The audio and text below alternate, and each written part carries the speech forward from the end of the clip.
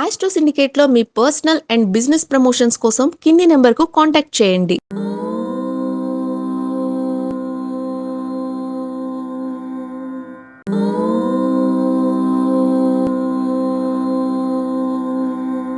నమస్తే, welcome to astro syndicate. ఇప్పుడు మనతో పాటే ఉన్నారు ప్రముఖ ఆధ్యాత్మికవేత్త జ్యోతిష్య వాస్తు పండితులు చేబెం కిరణ్ శర్మ గారు. గురుగారితో మాట్లాడదాం. నమస్తే గురుగారు. నమస్తే అమ్మా. అఖండ లక్ష్మి ప్రాప్తిరస్తు. గురుగారు, ఇంకొక 2-3 రోజుల్లో మనకి ఉగాది రాబోతుంది. ఉగాది తర్వాత మనకి రాజయోగం పట్టే రాశుల వారు ఎవరైనా ఉన్నారా? బట్ ఉగాది తర్వాత కానీ ఉగాది ముందు కానీ మహారాజయోగం పట్టే రాసులు, మహాదరిద్రం పట్టే రాసులు కూడా ఏం లేవండి.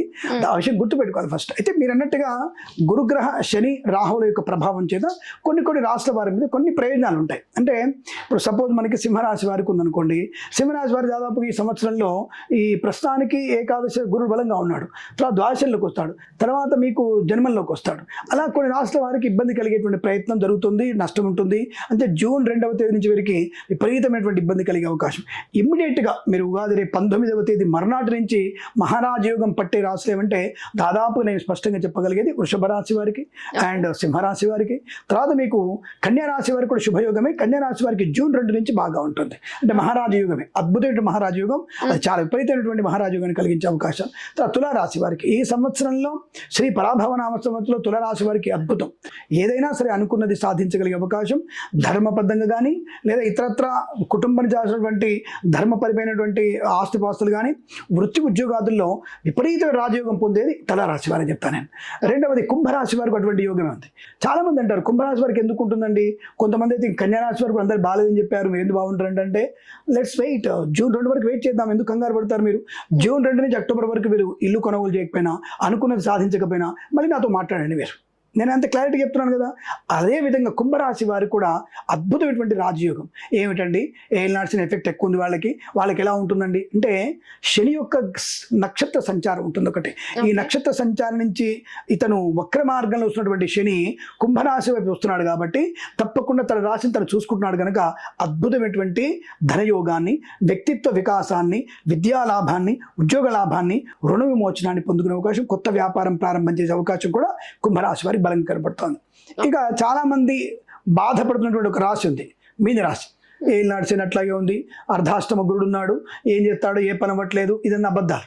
రేపు వీరికి జూన్ 2 నుంచి కూడా ఇమ్మీడియట్గా ఈ మీన రాశి వారికి కూడా అద్భుతమైనటువంటి గురుబలం వల్ల, కుజుడి యొక్క స్తంభన వల్ల వీరికి అత్యంత శుభమైనటువంటి యోగాన్ని కలిగించే అవకాశాలు బలంగా ఉంటాయి. ఇక మేష వృశ్చిక రాశులు అనుకోండి, తర్వాత మనకి కర్కాటకం మకర రాశి వరకు అనుకోండి, కొన్ని ఇమ్మీడియట్గా లాభాలు లేవు. కానీ నేను చెప్పినట్టు జూన్ నుంచి మాత్రం వీరికి మంచి లాభాలు పొందుకునే అవకాశం ఉంటుంది. వీరికి ఒకటి విషయం గుర్తుండమ్మా, కొన్ని రాష్ట్రాల వారికి శని యోగకారకుడు అవుతున్నాడు, కొన్ని రాష్ట్రాల వారికి రాహు యోగకారకుడు అవుతున్నాడు, కొన్ని రాష్ట్రాల వారికి కేతు యోగకారకుడు, కొన్ని రాష్ట్రాల వారికి కురుడు యోగకారకుడు అవుతున్నాడు. అంటే అందరికీ ఎప్పుడలాగే ఉంటుంది కదా. అంటే ఈ సంవత్సరం స్పెషాలిటీ ఏంటంటే గురువు యొక్క అతి సంచారం, అంటే ఓవర్ స్పీడ్ అయినాడు ఆయన. అంటే 120 స్పీడ్ వెళ్తాడంటే ఆయన 180 వెళ్తున్నాడు ఇప్పుడు, 180 స్పీడ్లో ఉన్నాడు ఇప్పుడు ఆయన. అంటే మిథునంలోంచి కర్కాటకంలోంచి సింహంలో కూడా వెళ్తున్నాడు ఏకంగా. అంటే 3 రాష్ట్రాల సంచారం ఎప్పుడు జరగదు, ఎక్కడో 14 ఏళ్ళకి ఒకసారి మాత్రమే 30 ఏళ్ళు జరిగే అవకాశం అది. ఈ సంవత్సరం అలాంటి ఎక్స్ట్రీమ్ జర్నీ చేయడం వల్ల కొన్ని రాశి వారికి మహారాజయోగం ఉంటుంది. అందులో వృషభం, సింహం, కన్య, కుంభరాశి వారికి, తులారాశి వారికి, మీన రాశి వారికి ఇమ్మీడియట్గా మంచి యోగం కలిగే అవకాశం. ఇక మకర కర్కాటక రాశి వారికి కొద్దిగా చిన్న ఇబ్బందులు కలిగించే అవకాశం ఉంటుంది. బీ కేర్ఫుల్, మకర రాశి వారికి ఉండాల్సిందే. అలాగే వృశ్చికంలో ఆల్రెడీ అష్టమ స్థానంలో గురుడు నడడానికి ఇప్పుడు ఏ పని మొదలు పెట్టకపోవడం మంచిది ఇమీడియట్గా. ఎందుకంటే వృశ్చిక రాశి వారికి ఇమీడియట్గా కొత్త వ్యాపారం స్టార్ట్ చేయొచ్చా, నా జాతకం ఎలా ఉంది అడిగే వారికి కొత్త వ్యాపారం మీరు ప్రారంభం చేయకూడదు. జూన్ తర్వాతనే వీరికి యోగం ఉంటుంది. మేషరాశి వారికి కూడా ప్రస్తుతానికి అయితే అంత ప్రయోజనం ఏం లేదు.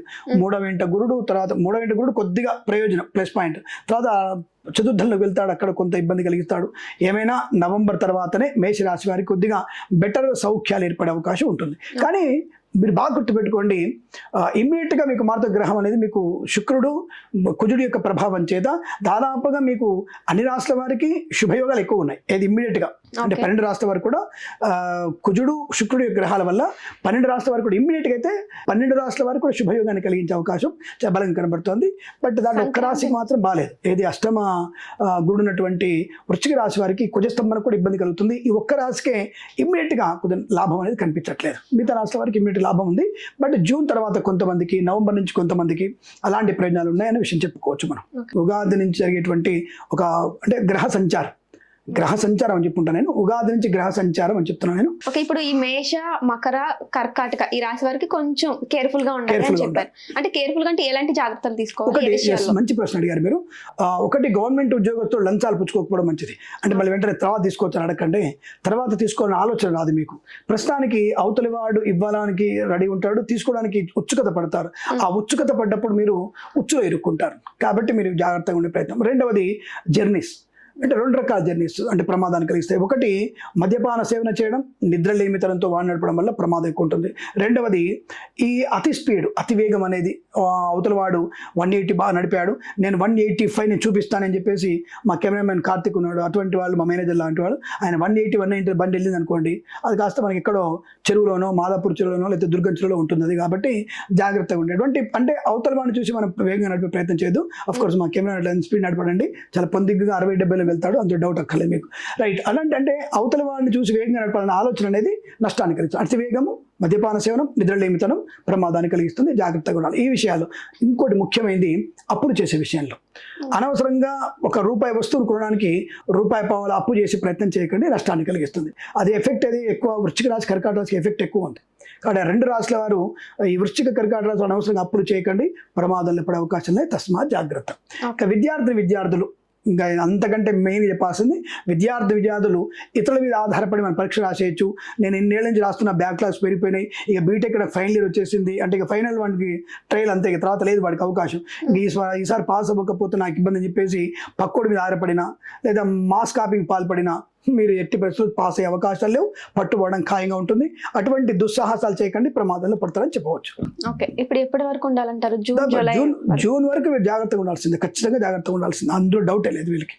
ఓకే ఓకే ఓకే గురుగారు, ధన్యవాదాలు. శుభమస్తు, అఖండ ఐశ్వర్యమస్తు, సర్వే జనా సుఖినో భవంతు. ప్రేమతో మీ కిరణ్ శర్మ.